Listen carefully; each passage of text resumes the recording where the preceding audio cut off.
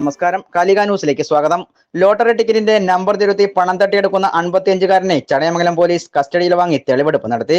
പുനലൂർ വെഞ്ചേമ്പ് ബ്ലാത്തൂർ ഹൌസിൽ 55 വയസ്സുള്ള ഷാജിനെയാണ് ചടയമംഗലം പോലീസ് കസ്റ്റഡിയിൽ വാങ്ങിയത്.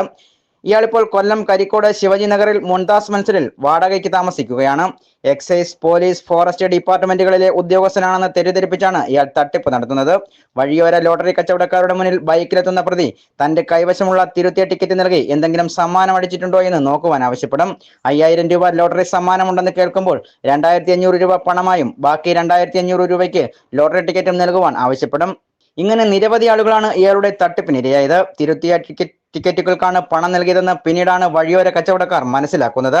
കൂടുതലും സ്ത്രീകളെയും വികലാംഗരെയുമാണ് ഇയാൾ പറ്റിച്ചു വന്നിരുന്നത്. ജില്ലയുടെ വിവിധ ഭാഗങ്ങളിൽ ഇയാൾ പാവപ്പെട്ടവരെ പറ്റിച്ച് സുഖിച്ച് ജീവിച്ചു വരുന്നതിനിടയിലാണ് പോലീസിന്റെ പിടിയിലാകുന്നത്.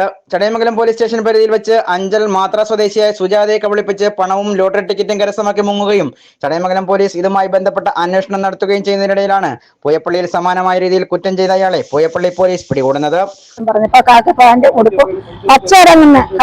ഉടുപ്പാണ് വീട്ടിരുന്നത്. ചെറിയ അരഞ്ഞ പച്ച അടർന്ന ചെറിയ പുള്ളിയുള്ള ഇവനിട്ടു ഞാൻ പറയാം എന്റെ ഒരു ഫോൺ ഇങ്ങനെ എടുക്കുമ്പോ ഫോൺ വന്നപ്പോ ഞാൻ ചോദിച്ചിട്ടുണ്ട് ഊട്ടിക്ക് കയറാൻ സമയമായെന്ന് പറഞ്ഞു. അങ്ങനെ ഞാൻ 1500 രൂപ ചില്ലറയാണ് കൊടുക്കുന്നത്. 2500 നോട്ട്, 2500 രൂപയുടെ ടിക്കറ്റ്. അപ്പൊ അഞ്ചല പോലീസല്ലേ. അപ്പൊ ഞാൻ ഇവിടുന്ന് ഓടി പല വണ്ടിക്കും കൈ കാണിച്ചു. കാറിന് മുമ്പ് വരെ എടുത്തു ചാടി. പക്ഷെ ആരും നിർത്തിയില്ല. ഞാൻ അങ്ങനെ ഓടി മൊയ്തിന്റെ ഓഫീസിൽ ചെന്നു. മൊയ്ത് വണ്ടിക്കകത്ത് അഞ്ച് സ്റ്റേഷനിൽ കൊണ്ടുപോയി ഈ ഇരിക്കുന്ന സാറുമാര് വല്ലതാണെന്ന് അവിടുത്തെ ചോദിച്ചു. എന്നിട്ട് ഇവിടെ കൊണ്ടുവന്നു. ഇവിടുത്തെ ഈ ക്യാമറയൊന്നും മൊത്തം അറിയാം. നെഞ്ചിലുള്ളതാ. ഞാൻ മാത്രക്കാരിയോ. ഇവിടുത്തെ ക്യാമറയൊന്നും മൊത്തം എടുത്തത് ജോയ എന്ന് പറഞ്ഞതും ഈ തേങ്ങക്കടയിലെ മുതലാളിയുടെ പേര് എനിക്ക് അറിഞ്ഞൂടാ.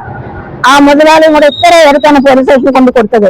അന്നേരമാണ് ഈ പമ്പിന്ന് സാറുമാര് തെരഞ്ഞു ഇത് എടുക്കുന്നത്.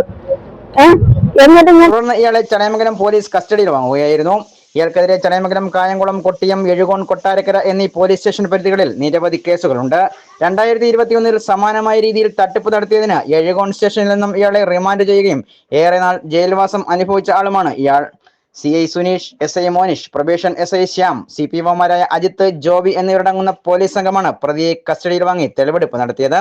തെളിവെടുപ്പിന് ശേഷം കോടതിയിൽ ഹാജരാക്കിയ പ്രതിയെ കോടതി റിമാൻഡ് ചെയ്തു.